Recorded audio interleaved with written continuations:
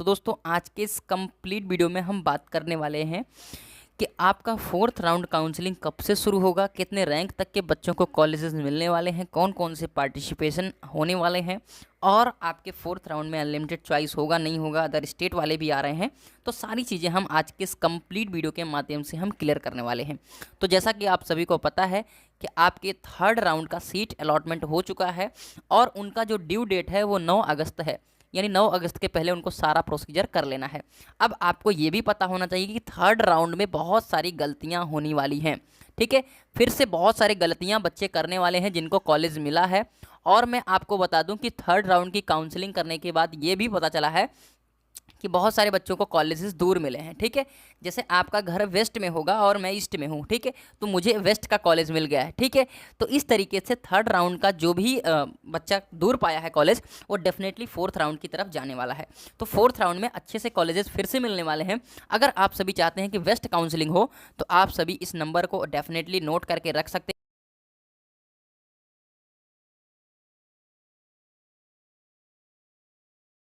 ये आपका WhatsApp number है मेरा, ठीक है। और वही बच्चे मैसेज करें, ओनली व्हाट्सएप में लिख दे रहा हूँ, ठीक है, ओनली व्हाट्सएप, वही बच्चे मैसेज करें जिनको काउंसलिंग कराना है। और काउंसलिंग फ़ीस मात्र 250 रुपये है और काउंसलिंग फ़ीस जो है वो बहुत रिजनेबल है, आपकी काउंसलिंग कर दी जाएगी। अगर फोर्थ में कोई कॉलेज नहीं मिलता तो फिफ्थ में भी इसी पैसे में काउंसलिंग कर दी जाती है। तो डेफिनेटली आप अपनी काउंसलिंग को करा सकते हैं। तो फिलहाल हम बात करते हैं फोर्थ राउंड की काउंसलिंग के बारे में। तो चलिए आप सभी को लेकर के चलते हैं आपके जो भी कह सकते हैं कि शेड्यूल है, ठीक है। तो अपकमिंग शेड्यूल पे मैं क्लिक कर लेता हूँ, यहाँ पर खोल लेता हूँ इसको और अगेन एक बार डाउनलोड कर लेता हूँ आपके इस शेड्यूल को, ठीक है। तो चलिए ये 1 मिनट लोडिंग ले रहा है और जैसे ही ओपन होगा ये आप सभी के स्क्रीन पर ही दिख जाएगा, ठीक है। ये देखिए ये फोर्थ राउंड का शेड्यूल अभी यहाँ पर खुल जाएगा क्योंकि ये पूरा शेड्यूल है। तो ये देखिए आपका फोर्थ राउंड का ये टोटल शेड्यूल है, तो इसके बारे में आप लोगों को जान लेना जरूरी है, ठीक है। देखिए फोर्थ राउंड का जो शेड्यूल है अगर आप यहाँ से देखेंगे तो ये सेकंड फेज चल रहा है, ठीक है। अब ये सेकंड फेज है, अभी भी फार्मेसी वालों के लिए शेड्यूल नहीं है, यानी फार्मेसी की काउंसलिंग अभी भी नहीं हो रही है। फोर्थ राउंड की काउंसलिंग में वो बच्चे पार्टिसिपेट करेंगे जिनमें गलती से अदर देन यूपी हो गया है। किसका हो गया है? गलती से अदर देन यूपी हो गया था, वो बच्चे पार्टिसिपेट करने वाले हैं। जिनको थर्ड में कोई कॉलेज मिला है और दूर है वो भी फोर्थ के लिए जाने वाले हैं, ठीक है। और अदर देन यूपी वाले भी जाने वाले हैं। जिनको थर्ड में कोई कॉलेज नहीं मिला है वो भी फोर्थ में जाने वाले हैं और अदर देन यूपी वाले तो हो ही गए।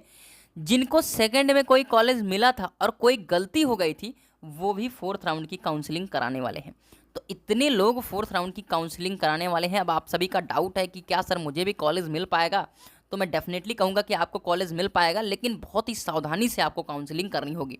और थर्ड राउंड में रिकॉर्ड कॉलेज मिले हैं, थर्ड राउंड में रिकॉर्ड कॉलेज मिले हैं और सिर्फ 20% कॉलेज ही बचे हैं। अब सिर्फ 20% पे आप सभी की गवर्नमेंट और एडेड कॉलेज पे काउंसलिंग होने वाली है। तो अब कई सारे फैक्टर के ऊपर हम बात करेंगे। पहले तो आप सभी देखोगे कि 14 से लेकर के 16 तक आपकी चॉइस फिलिंग होने वाली है और 17 को रिजल्ट आ जाएगा। 14 को चॉइस फिलिंग कब होगी? जैसा कि आप लोगों को पता है कि इनका प्रोसीजर हमेशा से लेट रहा है। तो 14 तारीख को दोपहर में 12 बजे के बाद आप मान के सकते हो, दोपहर में 12 बजे के बाद आप चॉइस फिलिंग मान के सकते हो। और ये 17 तारीख को शाम को 7 बजे इसे मान कर सकते हो, ठीक है।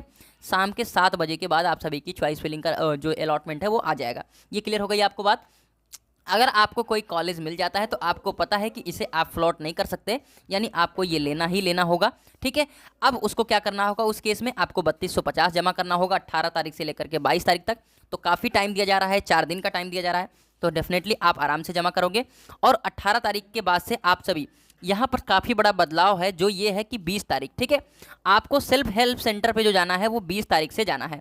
यानी 18 तारीख को फीस तो जमा कर लें, लेकिन 19 को वेट करना, 18 19 2 दिन वेट करना पड़ेगा आपको। हेल्प सेंटर पे 20 से 22 के दिन में जाना होगा और आपके जिले के राजकीय पॉलिटेक्निक पे होता है। टेलीग्राम पे मैंने ऑलरेडी लिस्ट दे दी है, बाकी यूपी के किसी भी जिले में रह करके आप करा सकते हो। अब बिहार वाले बच्चे पूछेंगे सर मैं अपना कहाँ कराऊंगा?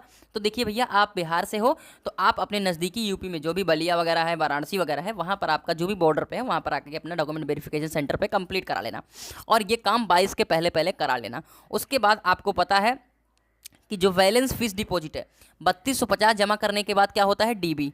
उसके बाद क्या होता है? बैलेंस फीस डिपॉजिट, यानी अगर गवर्नमेंट है तो 7370, अगर एडेड है तो 16000 या 22000 रुपये आपको जमा करने होते हैं, ठीक है।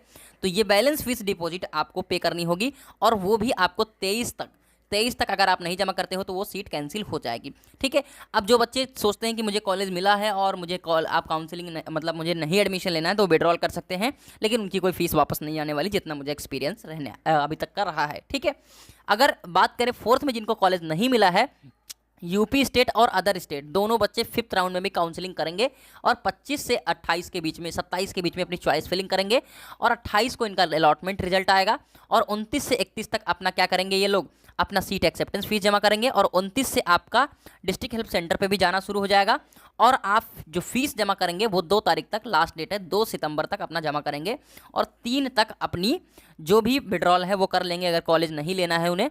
बाकी अपना जो भी 4th to 5th राउंड के जो भी बच्चे सीट विड्रॉल करने सोच रहे हैं, जिनको 4th to 5th में ऑप्शन मिला है वो मिलेगा 3 से 4 के बीच में, यानी जिनको 4th राउंड और 5th राउंड में कोई कॉलेज मिला है और नहीं पढ़ना चाहते हैं वो यहाँ पर अपना विड्रॉल कर सकते हैं। ये 4th राउंड का पूरा शेड्यूल है।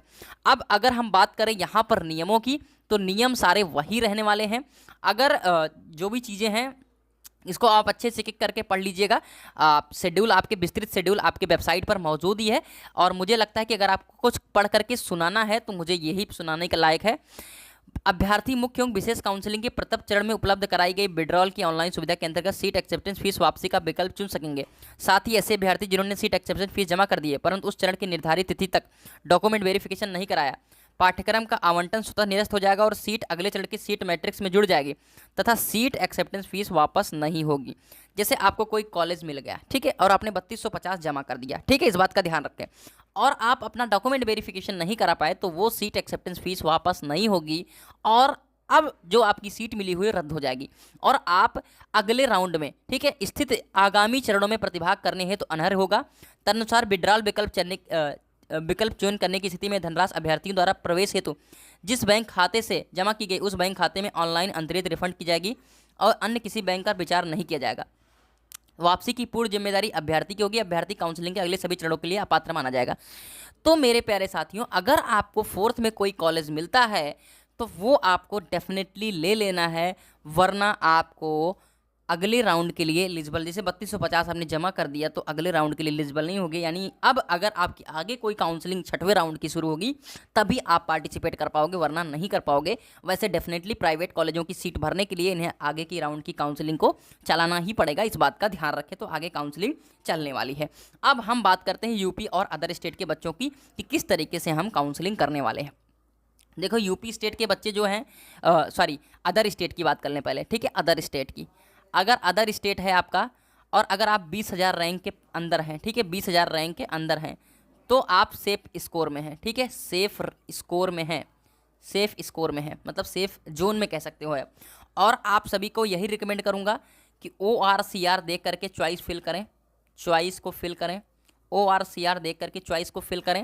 अब यूपी स्टेट में बात करें, बहुत सारे बच्चे हैं जिनकी लाख रैंक के ऊपर है और उन्हें गवर्नमेंट कॉलेज भी मैंने दिलवा दिया, लेकिन टेक्सटाइल और पेन टेक्नोलॉजी से दिलवाया, तो वो कह रहे हैं कि सर मुझे क्या करना है, अब आगे पार्टिसिपेट करना है।